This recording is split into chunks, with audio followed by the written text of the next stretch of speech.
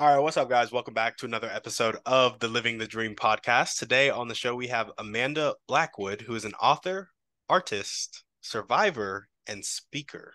Amanda, how you doing? Fantastic. How are you doing?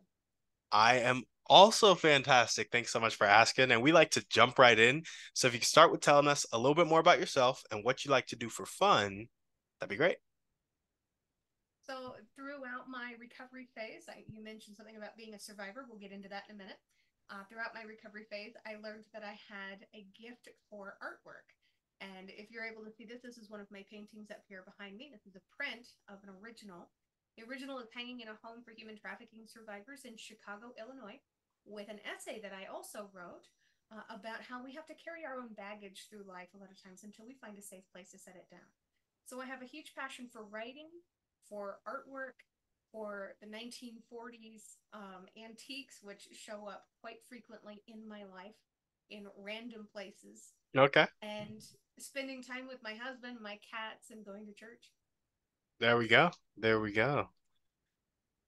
Are you guys really involved in church, like kind of serving team or choir or anything like that, or just like the community aspect of it? We have 24/7 worship at our church now. We didn't used to.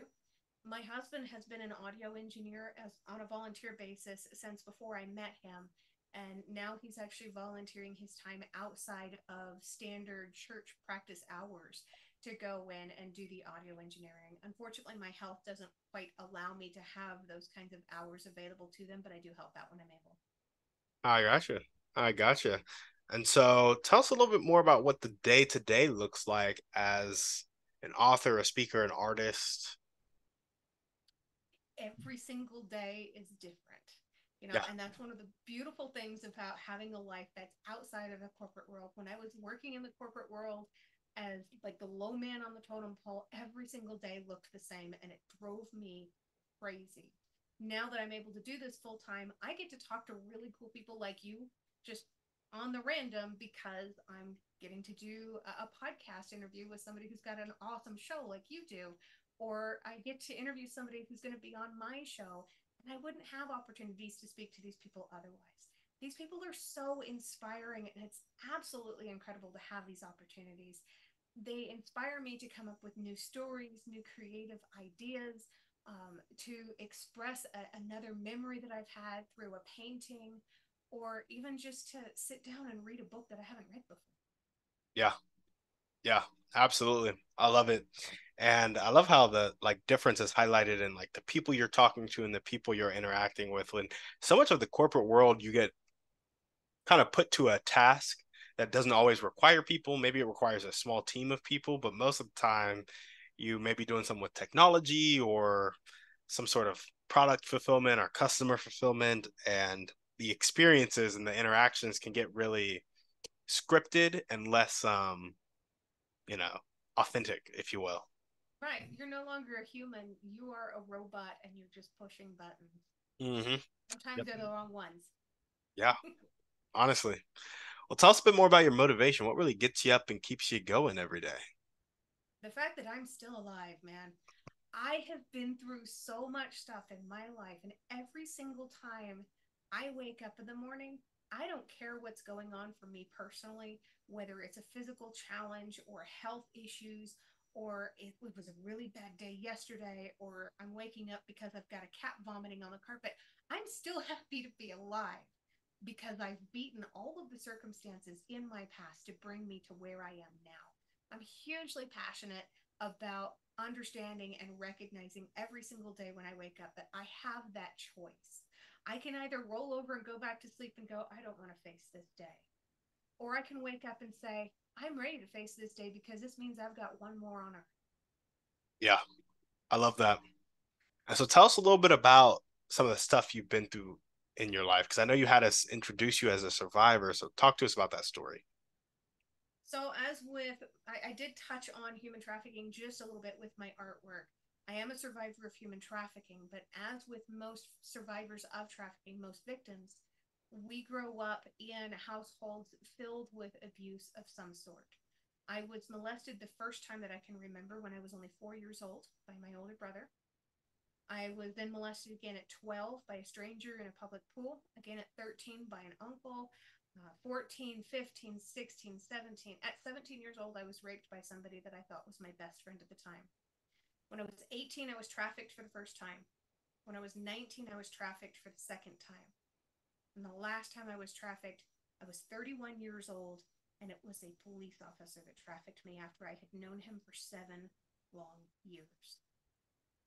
Mm. After going through all of this stuff, for the first 24, 25 years of my life, I was treated as a sex object starting at 4 years old. I thought that that's all my life was ever going to be. That's all I was going to be good for. I learned how to use that to my own advantage rather than waiting for somebody else to take it away from me. And when I learned how to use that to my own advantage, it gravitated me towards the people who were going to be more abusive.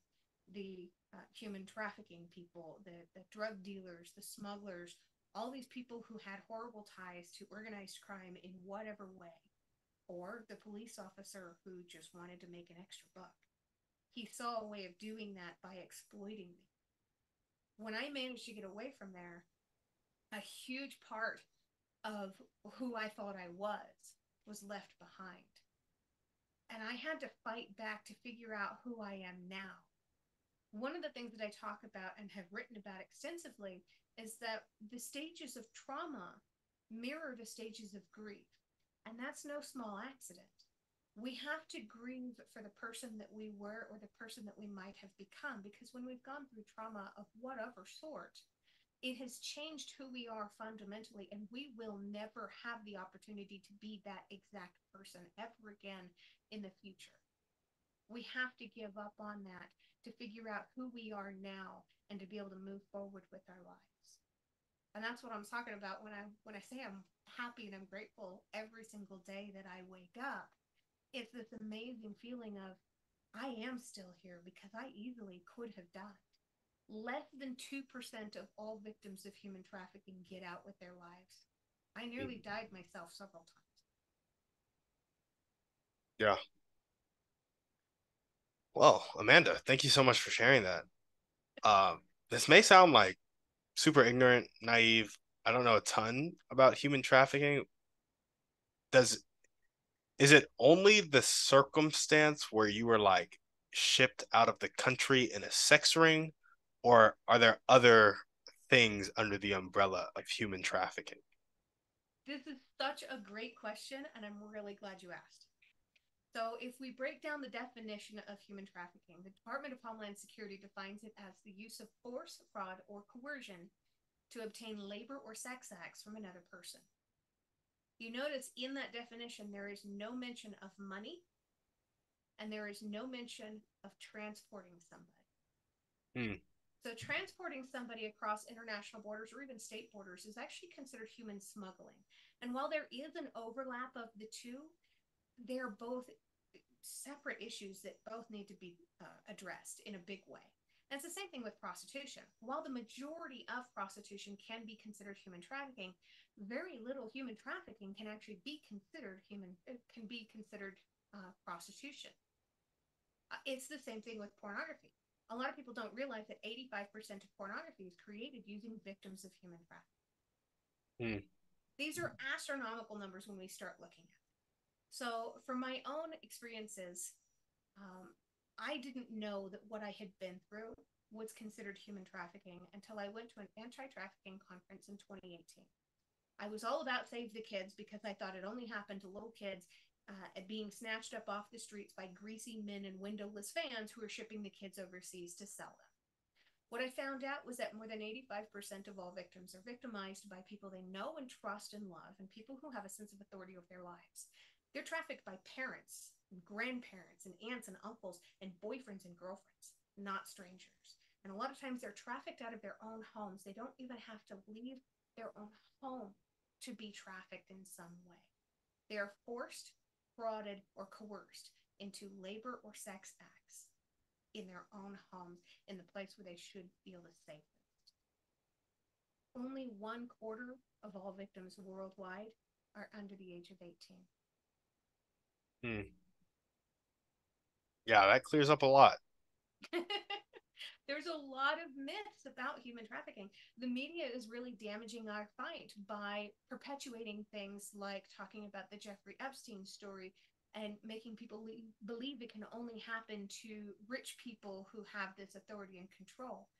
Or movies like Taken, where it looks like kidnapping and then forced into the world of drugs and prostitution.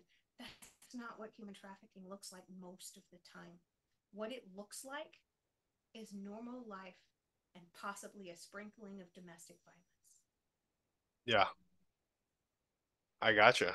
I gotcha. And so it's being forced into labor or sex, right? Just those. I mean, that covers a lot, but those two things. Typically, yes. But labor can cover several different things as well. It can cover child soldiers in Africa, Hmm. um, debt bondage with people that are smuggled here into the U.S. and then have to work their life away basically to be able to pay back the people who smuggled them into the country. And this is where we start getting a lot of these overlaps of these different things. You know, if you're having to work every single day of your life and then take every penny that you make while working at a nail salon or a massage parlor to be able to pay back the people that smuggled you in, that's absolutely forced labor. And it's forced labor around the world, but there's a lot of it right here in the US. We only seem to talk about sex trafficking here in the US because it's the most sensationalized. It's what's going to get the most attention. That is what happened to me. But that only makes up about 14% of human trafficking cases. Really? Yeah. Most of it is labor trafficking or debt bondage or child soldiers over in other parts of the world. We don't have child soldier issues here, of course, because of our stringent laws when it comes to the military. But kids are constantly conscripted as early as 8 and 9 years old into being parts of these guerrilla armies in other countries. It's awful. Yeah.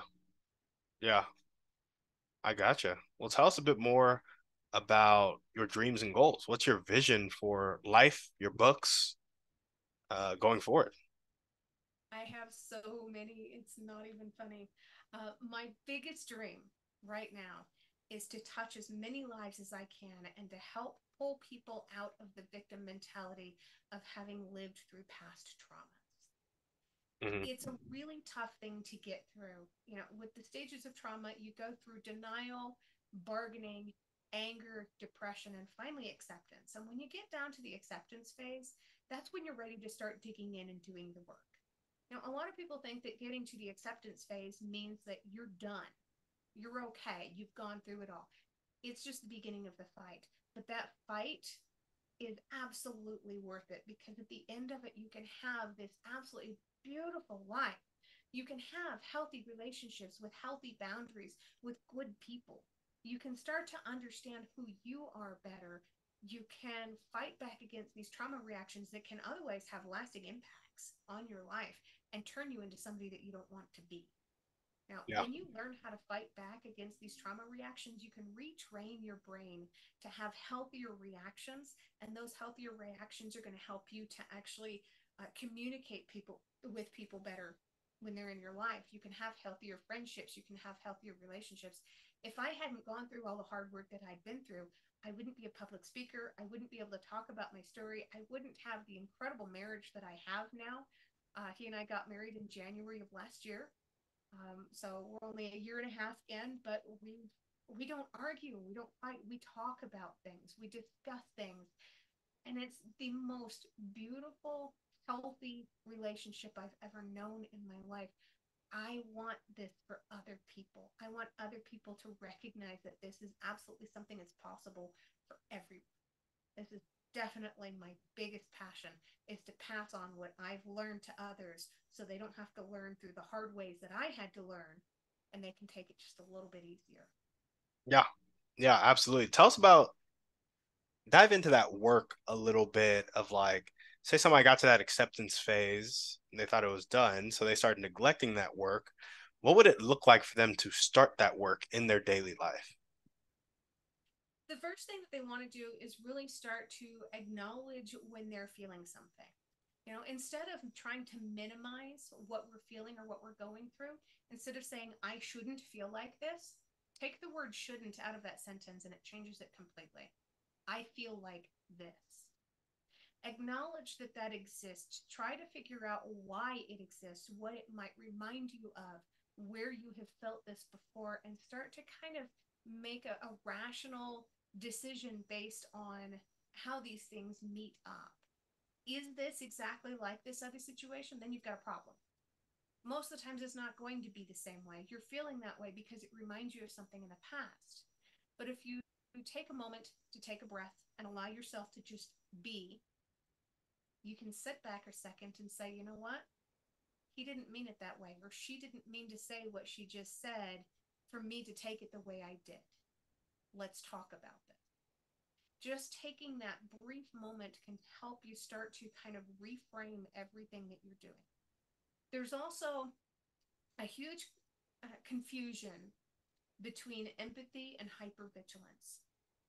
When a lot of people get to the acceptance phase of trauma recovery or the stages of trauma, they believe that everything that they're feeling right now is normal and this is what they're going to live and be for the rest of their lives. Without doing the continual work, they're stuck in this mindset of thinking they are the most empathic person they've ever met because they can feel the emotions of everyone else around them. And they confuse this terribly. This isn't empathy. This is hypervigilance.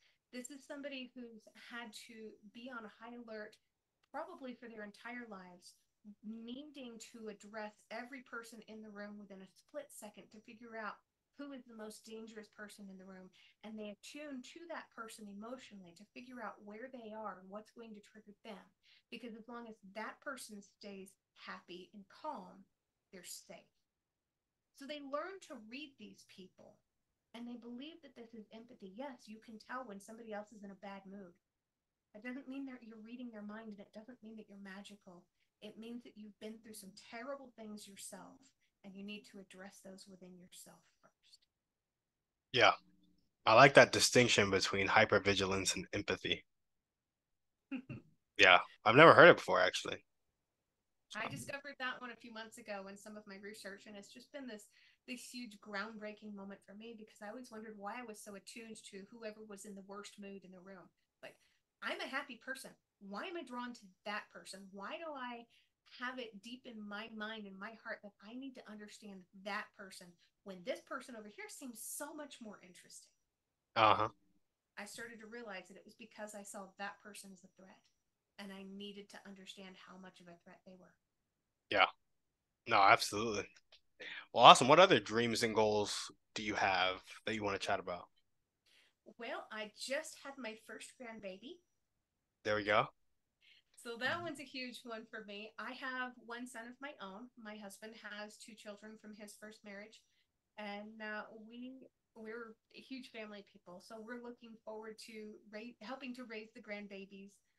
But more than that, I need to get on a lot more stages. I need to do a lot more public speaking because that helps to pay the bills. And I really want to go to France and go see Normandy Beach with my husband and take him. He's wanted to go his whole life. I've been to Paris. I've traveled the world. I was a flight attendant for a while. I've done some amazing things. But now it's time that I get to do them with somebody that I can enjoy and appreciate them with. Yeah, So we want to travel the country. There's a million things that we want to do, a million places that we want to go. Some of them are right here in our own backyard. We just need to carve out the time and the day to do it. I gotcha. I gotcha. Okay, so we got touch as many lives as you can and pull people out of the victim mentality of past traumas, raise your grandchildren, get on a lot more stages, do a lot more public speeches, and travel the country Travel the country and the world. and the world. Sounds good. Anything else you want to add to that?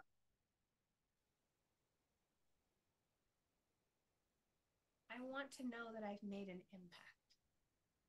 I Mm. want to know that there's somebody out there who might be just a little bit better off because they've talked to me or because they heard something I said and because they were able to get the help that they needed. Yeah, I love it. Well, what are the top 1 to 2 skills that you need to develop right now to make this dream life come true? Marketing myself. I'm not kidding. This is like the hardest thing on the planet for some people.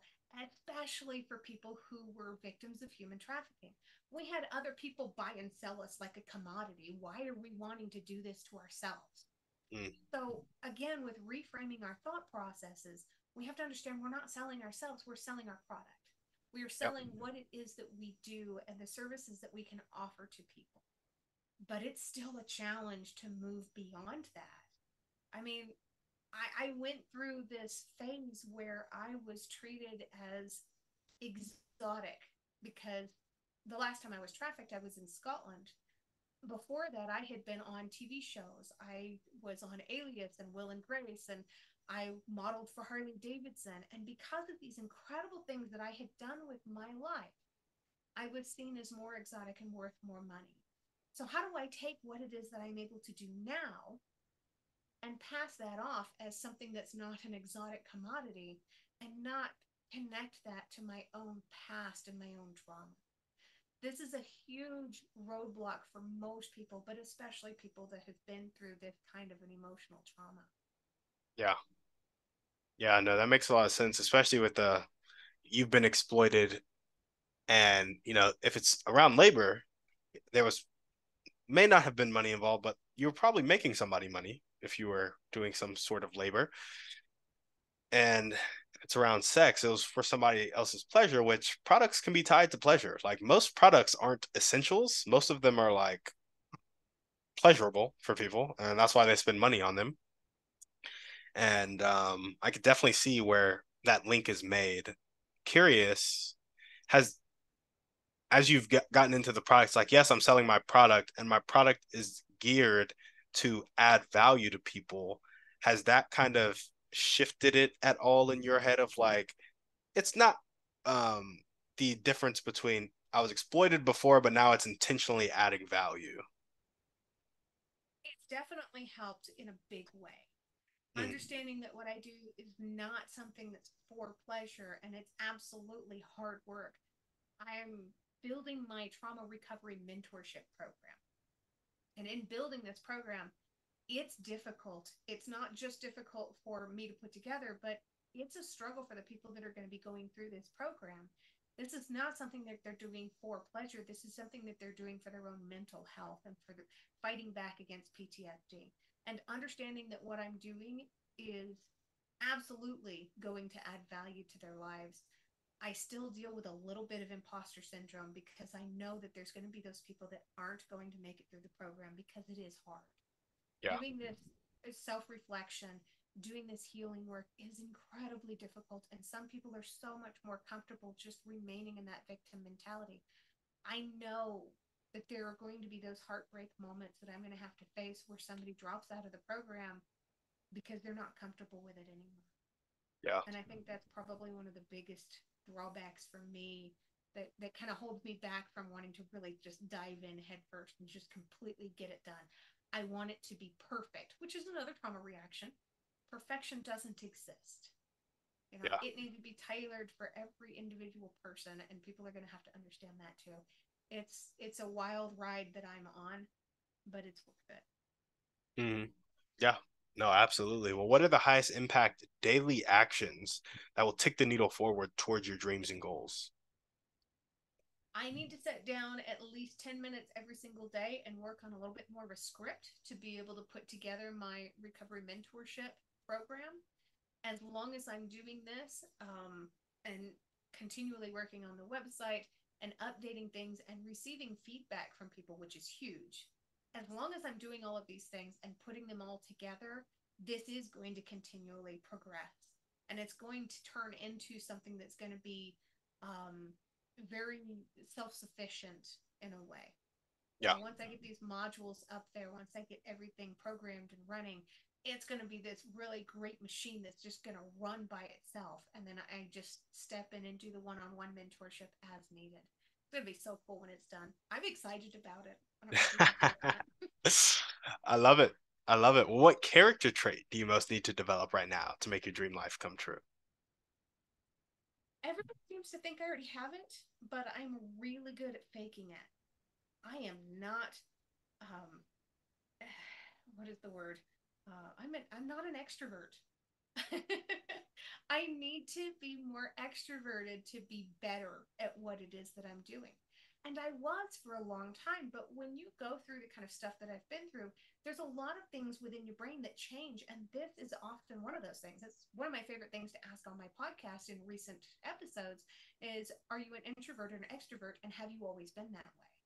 I started out as a very extroverted kid. Everybody was my friend.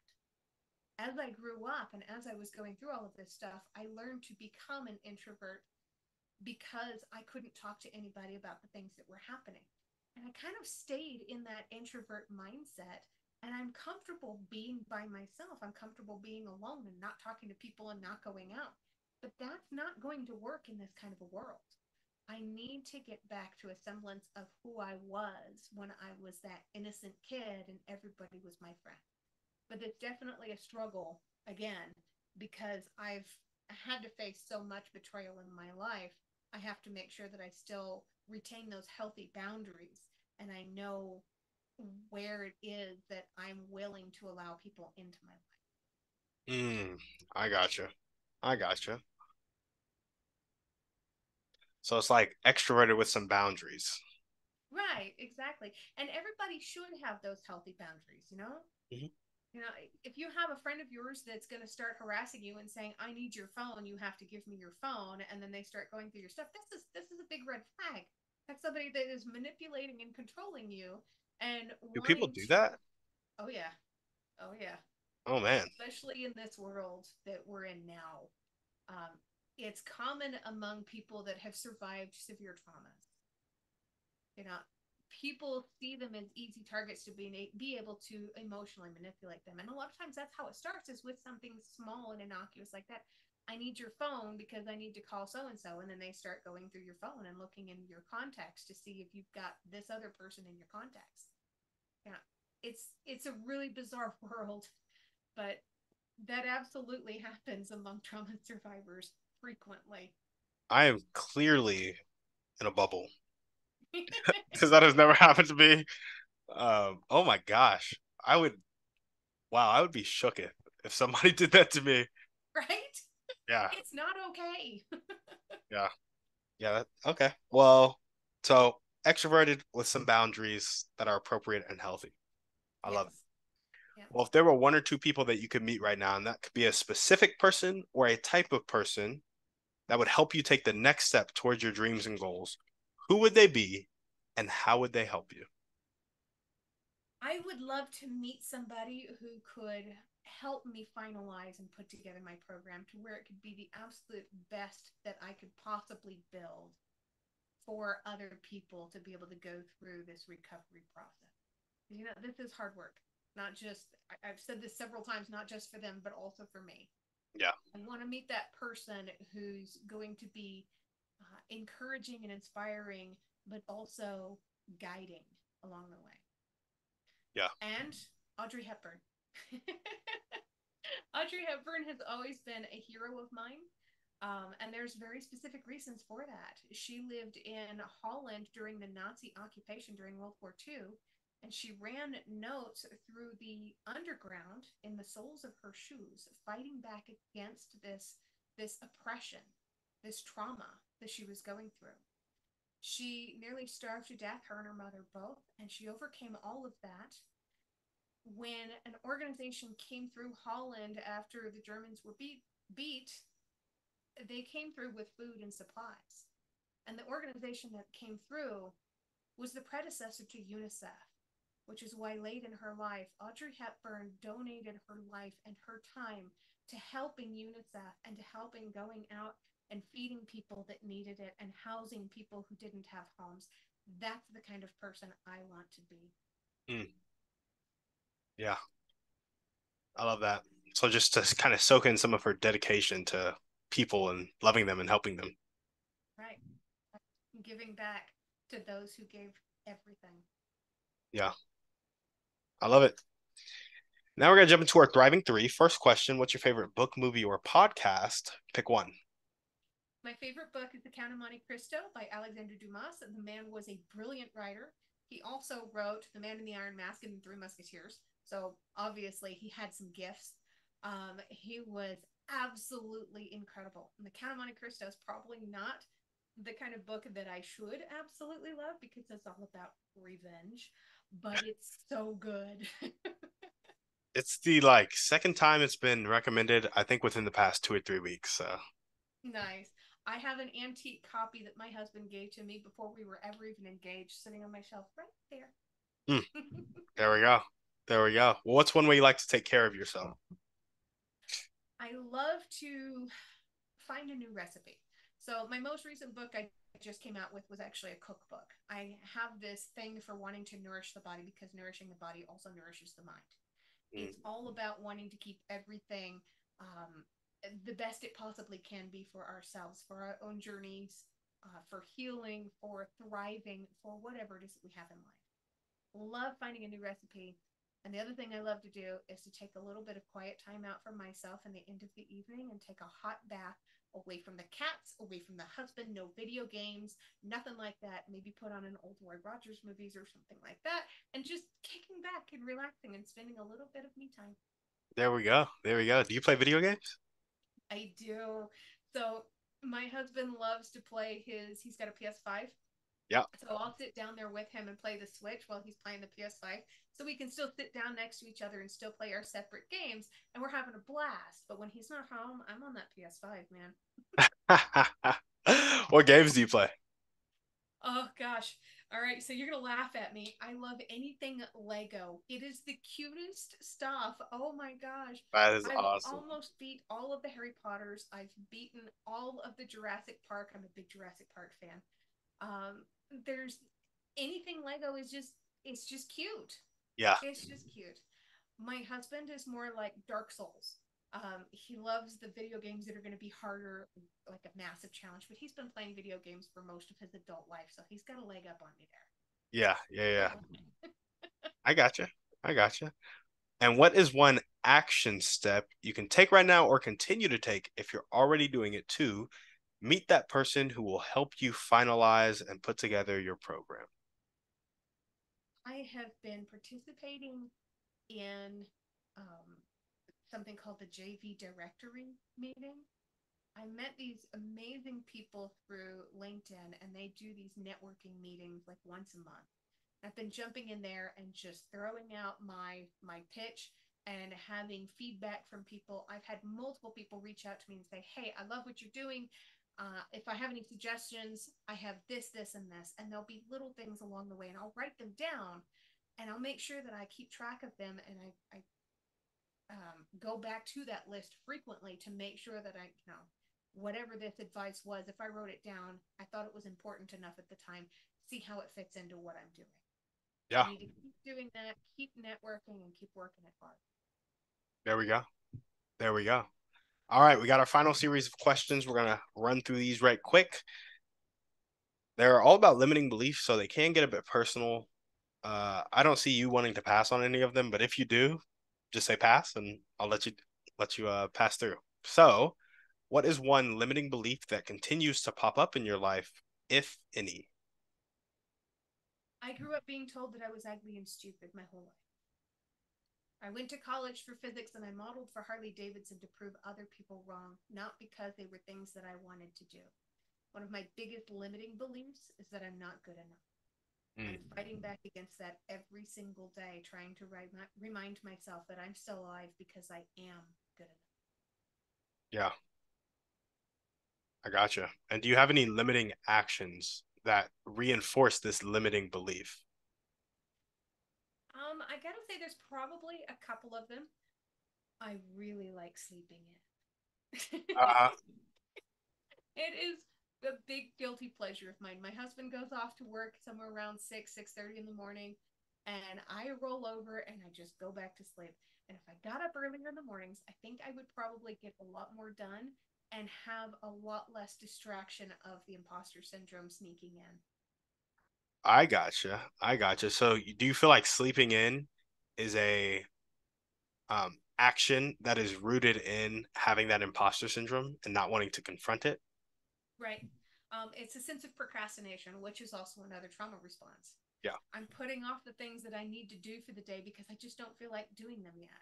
Yeah. And I'm so happy to be alive. I'm very happy to be where I am right now, but I'm also very happy to roll back over and enjoy my pillow for another hour. Uh-huh. I gotcha. I gotcha. Well, if you were to change your limiting belief into an abundant phrase that really spoke to your heart in the way you needed to hear it, what would that phrase be? It would probably be something that I wish I'd heard as a child. Hmm. You are good enough and I love you.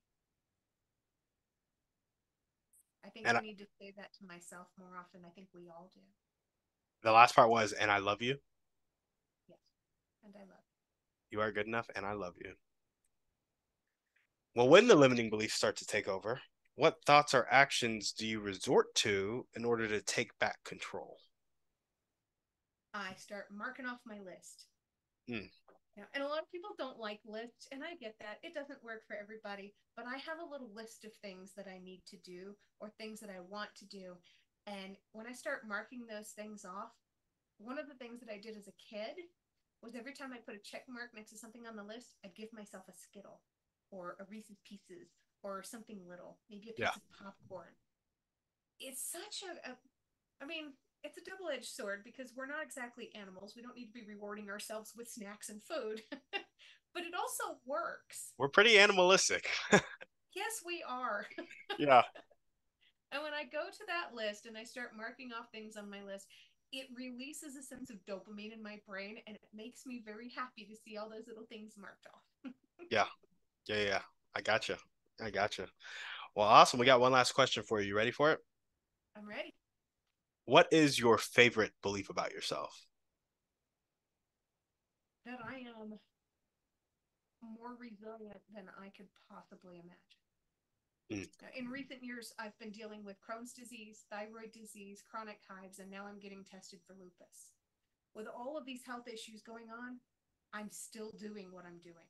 Yeah, I'm proud of myself for that. you should be. You should be. Well, awesome. Amanda, that's all we got for you. Is there anything else you want to chat about before we sign off? Just that you are amazing and I love your show, and I'm super honored that you allowed me to come on your show with you. Hey, I'm happy you came on and you are amazing yourself. It's Thank you. an inspiration, all that you've been through and that you're coming here to, inspire others and help them get out of that victim mindset. So I appreciate all that you do. Thank you very much. Awesome. Well, thank you for coming on the show. And if you guys are listening to this and you loved what Amanda had to say, make sure to check her out. She has 13 books, I believe. Is that right? Yes, 13 as of last week. Sounds good. Well, you guys have 13 books to go buy, rate, review, and then actually you have 26 books to buy. So you should send a copy to a friend. So there you go. Go check Amanda out. All the links to do so will be down in the show notes. Yeah, let her know what you think. Let her know how this podcast impacted you because we always love to hear that stuff. Thank you guys so much for watching. We will see you on the next one. And on that note, we're out.